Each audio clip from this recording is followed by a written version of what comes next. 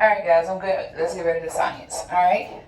So we're on page 144, Unit 6. We're starting Unit 6 today. And so we're going to be talking about cellular energetics. Now, this unit covers ATP, which is the cell's energy molecule, which means we have to also know which cell organelle makes ATP. And so we're going to cover photosynthesis and cellular respiration as well in this unit.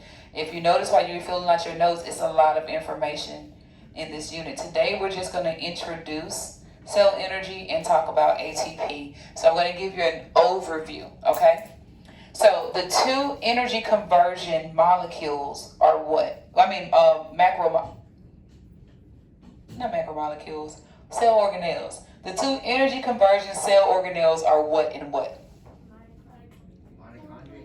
Mitochondria and chloroplast, exactly. All right, so structure dictates function. So it's important that we know the structure of those two organelles. Okay, this is an overview, so this is not page 144. This is just, if you want to take additional notes, you can.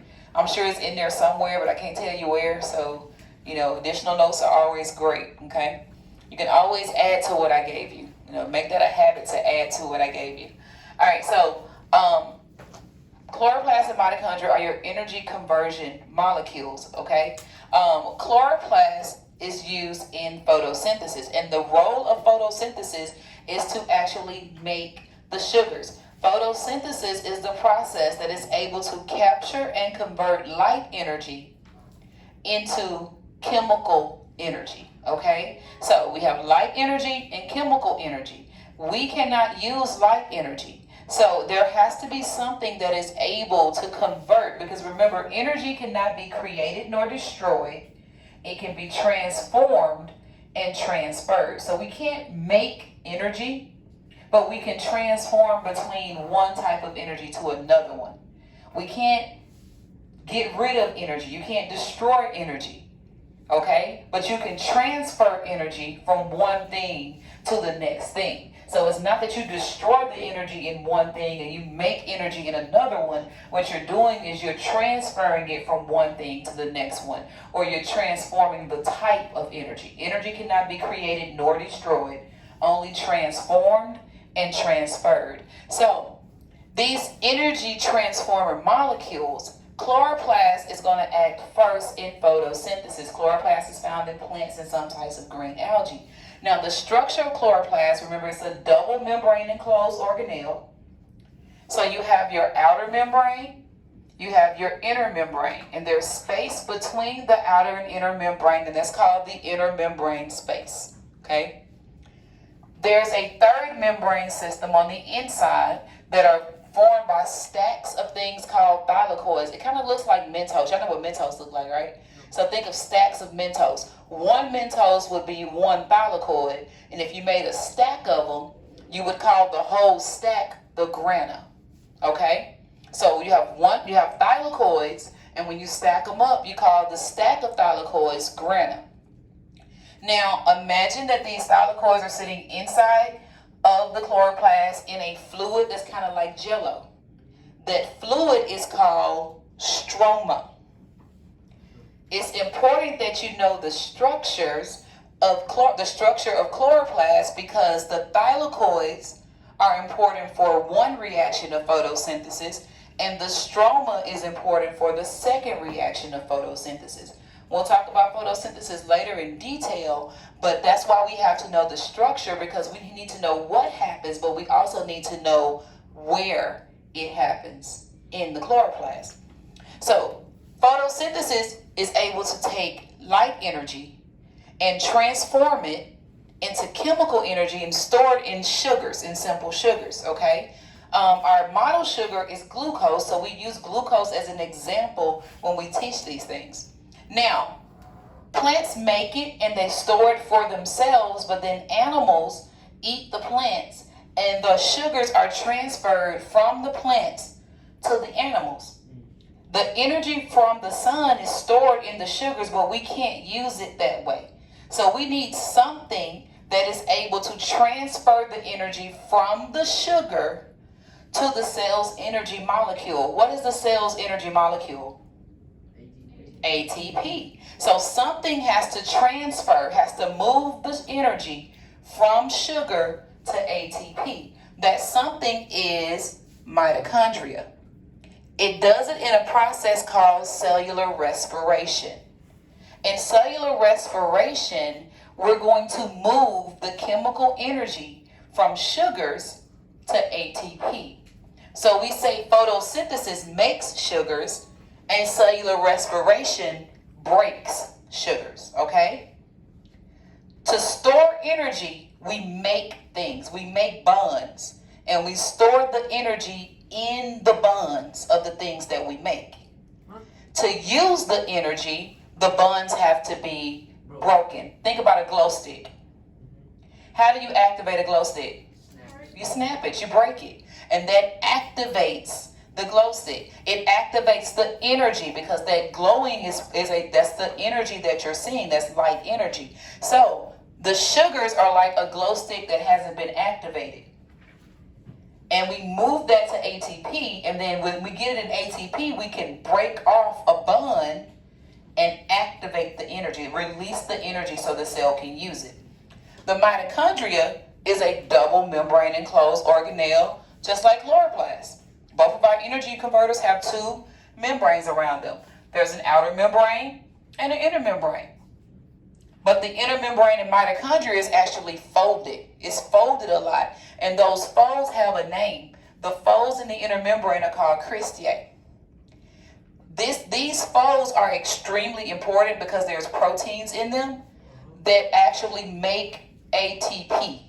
And so the more folds you have, the more area you have to put more proteins to make more ATP. Most of the cells, not all, but most of the cells, ATP is going to be generated by the processes that happen inside the mitochondria. Again, the space between the outer membrane and inner membrane is called inner membrane space. And the inside of the mitochondria is called the matrix of the mitochondria.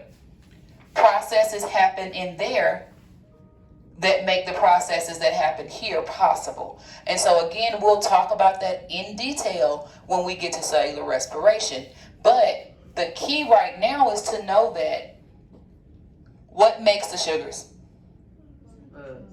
Chloroplast. And what process? Photosynthesis. What type of energy do you start with in photosynthesis? Light energy. And what do you end with? ATP. Not in photosynthesis. You end with chemical energy in sugars. Okay? You end with stored chemical energy. All right? Cellular respiration. What is it going to do? Break the sugars, right? All right? And we start with the stored chemical energy in sugars, and we are going to transfer that stored chemical energy to the molecule of ATP until it can be released for the cell to use. Are y'all with me? All right. Transfer or transform? Transfer. Photosynthesis transforms light energy to chemical energy and stores it in sugars.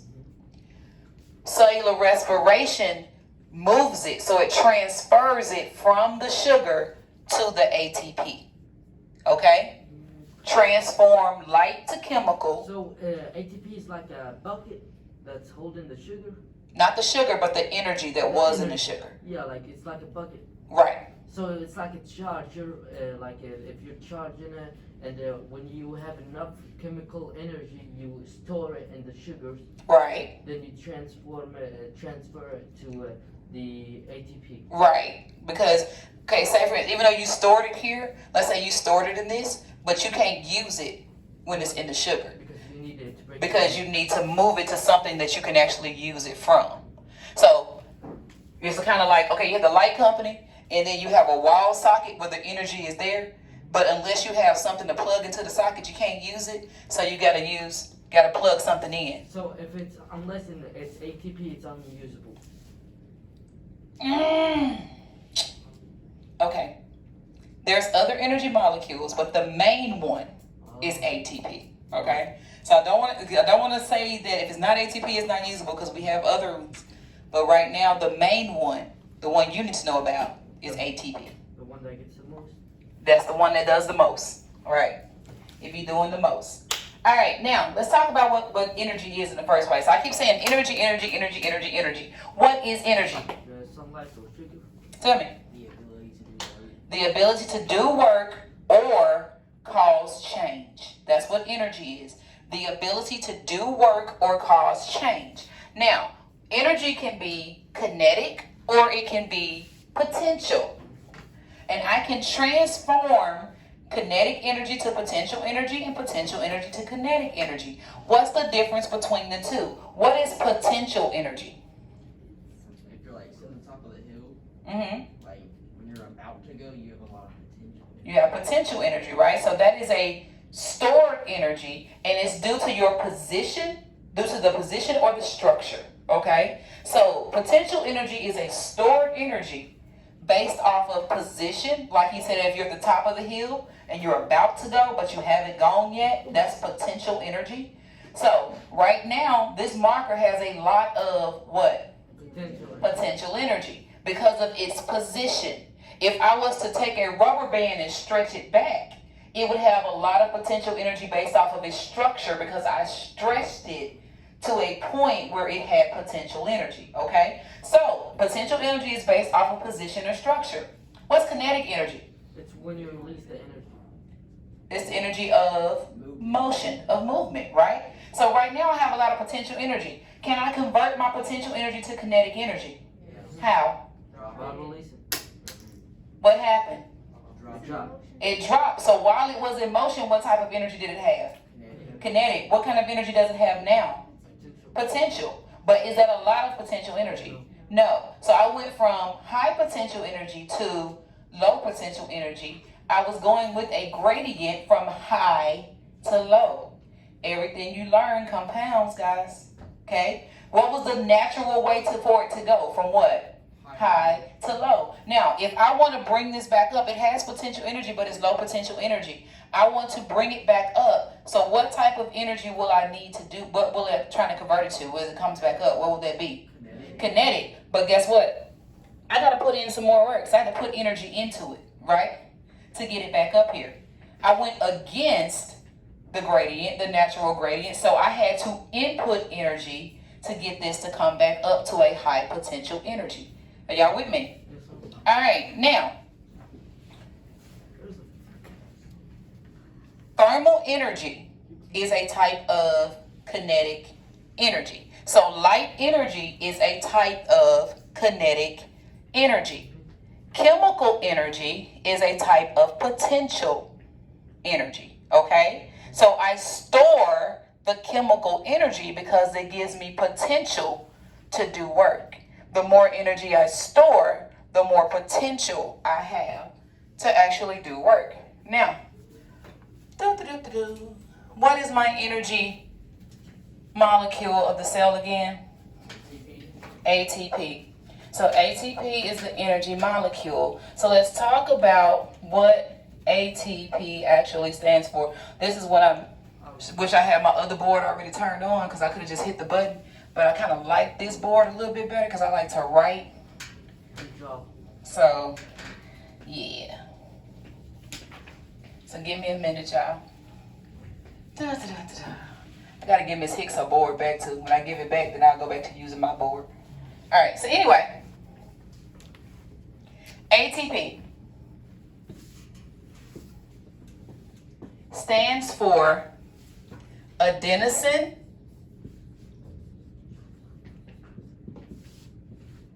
triphosphate. Now, ATP is a modified RNA nucleotide.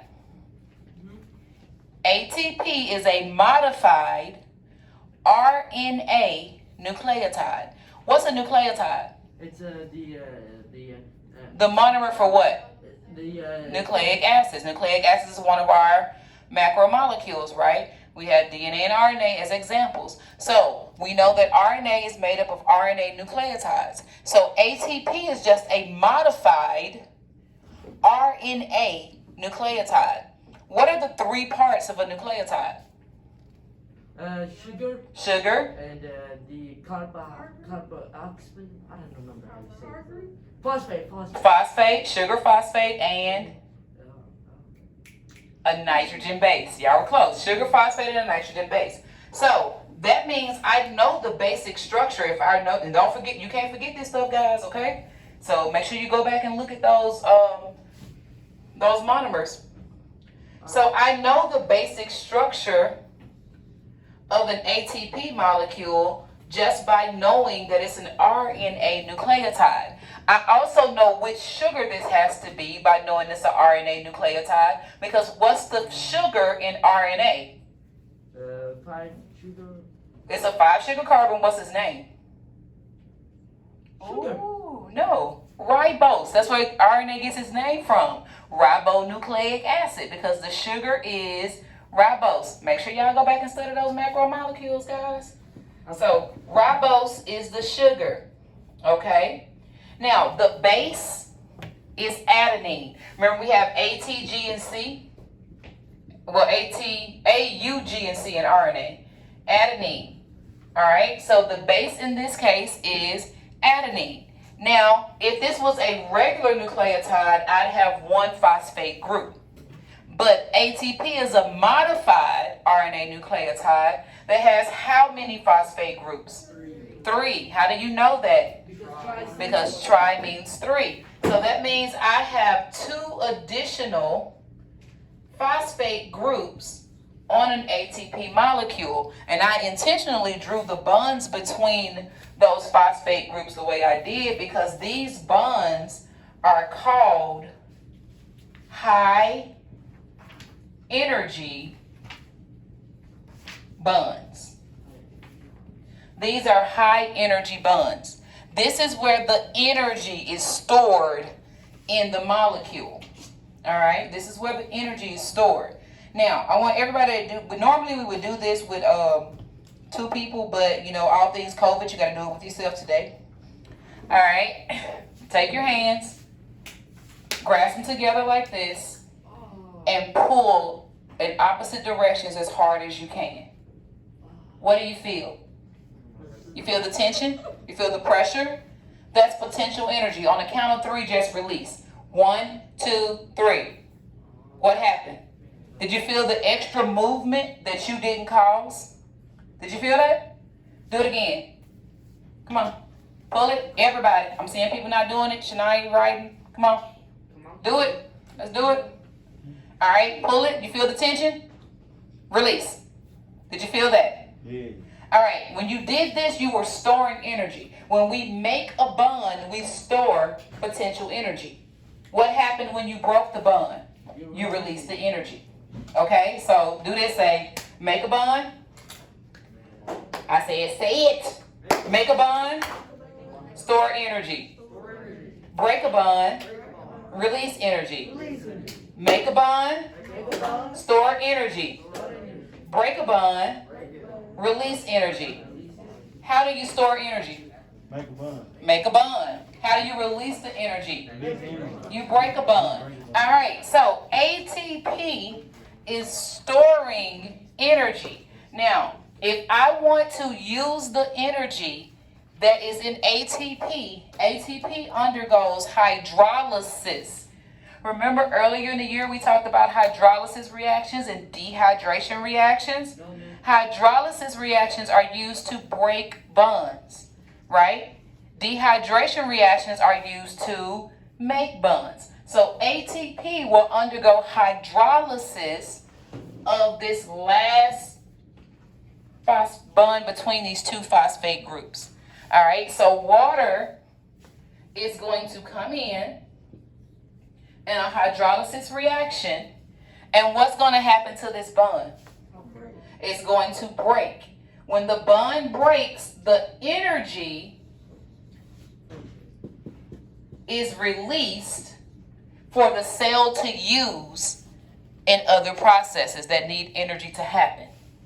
Okay? So in order to use the energy in ATP, hydrolysis happens to the last bond between the 2 phosphate groups, between the second and third phosphate group. And what you're left with is a molecule that has two phosphate groups and a phosphate. This is no longer ATP.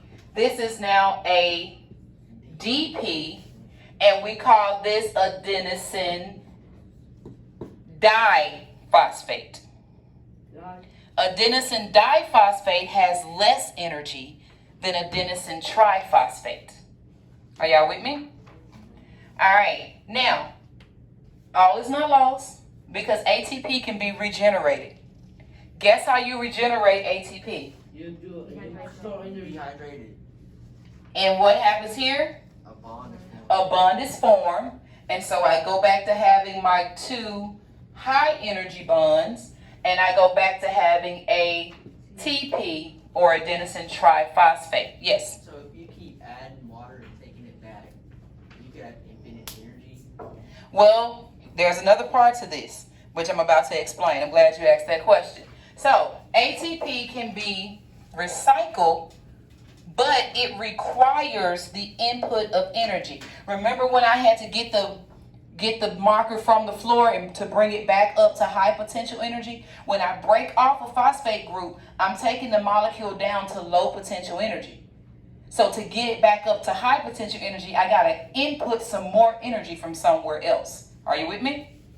All right, so let's talk about how that happens with ATP. Now, the ATP molecule, most of it is formed in the cells by the mitochondria, but it can be formed in the cytoplasm as well, okay? So again, we'll get into that later on. We know ATP, when you break a bond, becomes ADP and phosphate, right? Now, if I bond these two back together, then I make ATP again. So, when the bond is broken off, we know that the energy is released. And this is the energy that cells use to do work.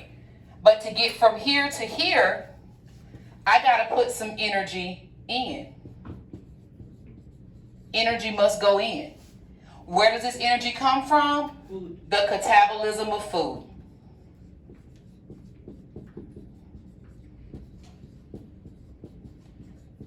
The energy comes from the catabolism of food. All right, metabolism is a term that means all the chemical processes in the cell. Metabolism can be an anabolism or catabolism.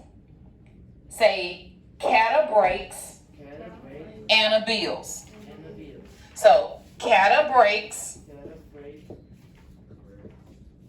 but ana builds. Okay? So, if I'm putting together molecules, that type of metabolism is called anabolism. That's how you store energy. All right? You store energy with an anabolic process.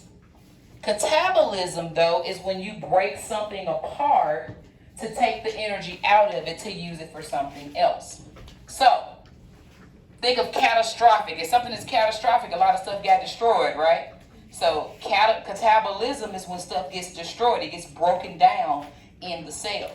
So, the energy that goes in with ADP and phosphate to make it become ATP again, to raise that potential energy back up, the energy that is used for that comes from the breakdown of foods.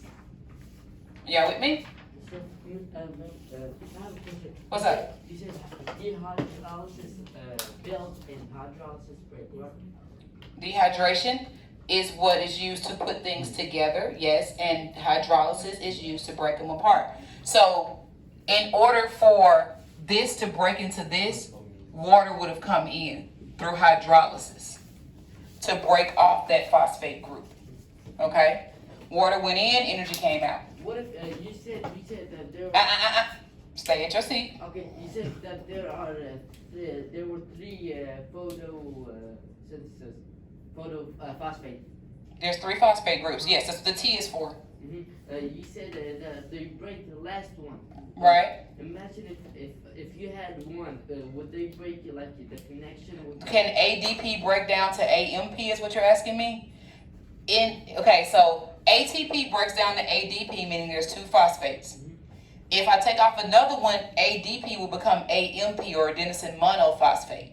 Can it happen? Yes. Does it normally happen? No. Only in extreme circumstances when the cell can't make more ATP. It's more beneficial to use ATP than it is ADP. Yeah, Okay. I was saying like if you only had one phosphate and you broke. That's not where the energy is though. Remember when we did this? Yeah. Remember the sugar and there was a phosphate group? This bond right here is not a high energy bond. The high energy bonds are between the phosphate groups. Okay? So this one has a lot of potential energy in it, and this one has less potential energy in it.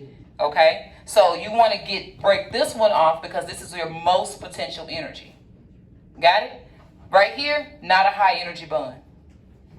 You would actually be breaking down the molecule once you if you remove this phosphate. All right? Was that your question? All right. Cool beans. All right. So let's look on page 144. On page 144, right below where it says adenosine triphosphate. Oh, and let me point this out too, guys. You notice how the name of the molecule is adenosine triphosphate? Adenosine is the base and the sugar together. The name of the base is just adenine. The name of the sugar is ribose. But when you have them together, you call the two together adenosine, okay? So don't call the base adenosine. The base is adenine. The molecule is called adenosine triphosphate, and adenosine accounts for the base and the sugar. All right. So let's look at on page 144 where it says label the parts of the ATP molecule. We're going to start from the left. What are those first three things? Those are phosphates. What's the next thing? Ribose. Ribose. R-I-B-O-S-E. Ribose. And what's that last thing? Adenine. A-D-E 9.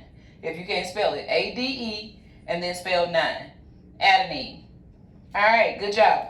So let's go. We're going to do the questions first. We're going to skip page 145. 145 is an assignment for you guys to do. Let me explain it. Excuse me. Let me explain it before we go over the questions, okay? Because I'm going to cut the camera off when we get to the questions. If you notice on that lab table right there, it's some buckets of toys, right? So what you're going to do is you're going to get some toys, come back to your seat, and you're going to construct a model of ATP on your table. You're going to label it. You can write on the table with the dry erase markers. Just make sure you clean it off. You're going to label your model on the table. So you want to make sure, these are the things I need you to label. You need to label the phosphate groups, the high energy bonds, the sugar, and the base. So you name the sugar and name the base. Don't just write sugar and base. Like you want to label it. You're going to draw it and label it on the table. You also have to draw it out on that page. Then you're going to take a picture of both things. Take a picture of your model on the table. Take a picture of where you've drawn it on page 145. And you're going to upload that into the assignment on Canvas. Okay, so you can use your phones to take the pictures of those. You're going to upload it into the assignment on Canvas. You get 50 points for your drawing and you get 50 points for your model. So if you only upload one, you're only getting half the points, and it has to be labeled correctly. So you want to make sure you call adenine adenine and not adenosine. You want to make sure you call the sugar ribose. You want to make sure you label the phosphate groups and put the high energy bonds in the correct location. Question, Eli? Is it a major grade? No. Daily grade. All right. You're doing it in class today. Daily grade. All right.